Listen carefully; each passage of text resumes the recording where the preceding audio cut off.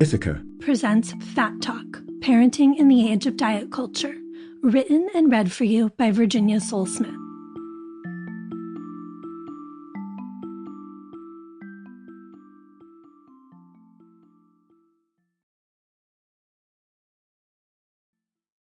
For Beatrix, who imagines a better world.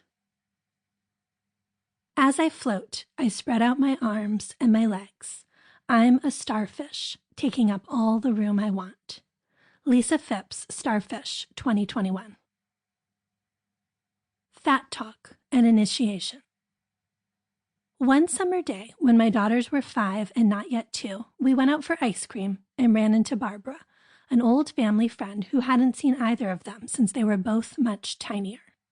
When adults see children, we have a seemingly uncontrollable urge to comment on how they've grown and changed. To mark the passage of time, yes, but also to scrutinize their bodies for clues about the people they are becoming or might someday be. So a part of me wasn't surprised when Barbara looked my girls up and down. "Oh, I love Violet's long ballerina legs," she said. Then Barbara looked down at her own body. Let's see. Do I have ballerina legs? I think I have Beatrix legs, short and chunky. I think they both have great legs, I offered.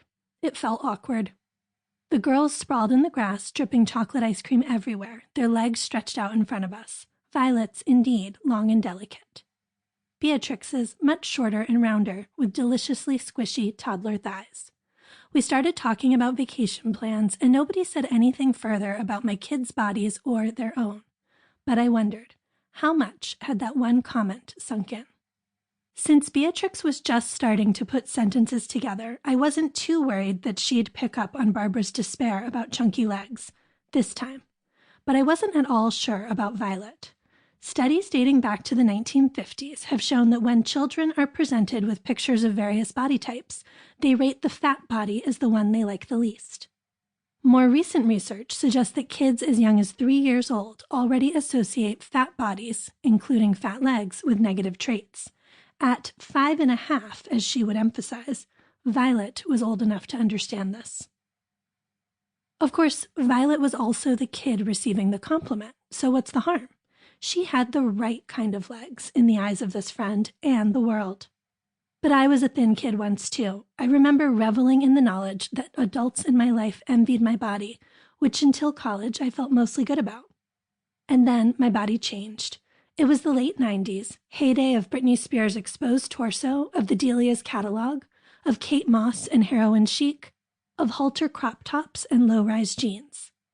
I remember standing in an Abercrombie & Fitch changing room trying to understand why my waist curved out over the waistband where other girls seemed to curve in. Suddenly, this body part I'd taken for granted for so long looked wrong. This happens with waists and arms and collarbones and all parts of legs. Bodies, by definition, are ever-changing. But our culture, dominated as it is by whiteness and patriarchy, slices bodies, especially girl bodies, apart into a series of discrete, idealized shapes, all smooth, taut, hairless, and most of all, thin.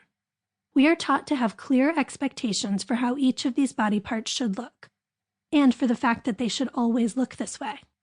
We teach our children to equate their worth with their body size, ignoring how we know, from our own first-hand experience of growing up, that body size is mercurial. And so growing up to have a different shape from our childhood body becomes a personal failing. It makes our bodies alien, unruly, the enemy.